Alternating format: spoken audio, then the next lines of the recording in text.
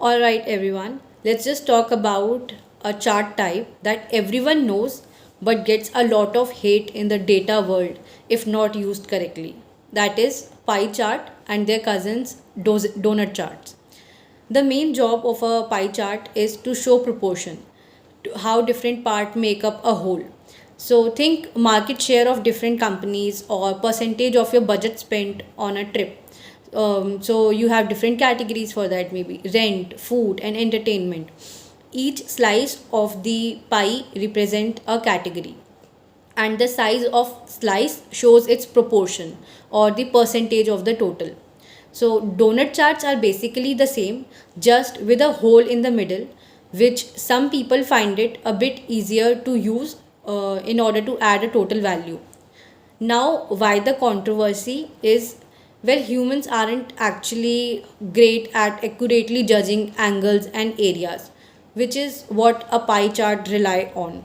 So if you have too many slices, or if the slices are very similar in sizes, then it can be really hard to tell the difference between them or understand the data clearly. This leads to the visual clutter. So what are the some best practices that one should adopt is, firstly, pie charts work best when you have only a few categories, ideally like 5 or fewer. If you have more, it just become a mess.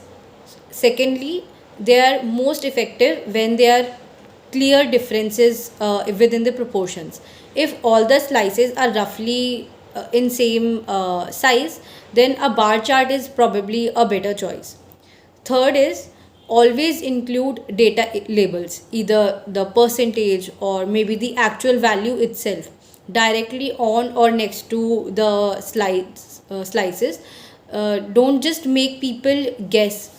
And it's often a good idea to order these slices from largest to the smallest, starting at like 12 o'clock position to make them easier to compare. So, are pie charts always bad? Not necessarily.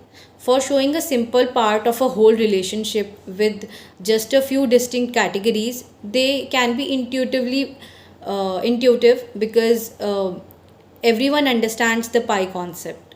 But if you're trying to make precise comparison or show how many categories, then you are often better off with a bar chart. The key is to use them thoughtfully to avoid visual clutter and make sure that your message about proportion is crystal and clear. So that was all about the pie chart, donut chart, and when is the right time to use a pie chart and when to use a bar chart. I hope this would have helped you clear the confusion. I'll come up with the next visualization in the coming videos. So keep studying till then.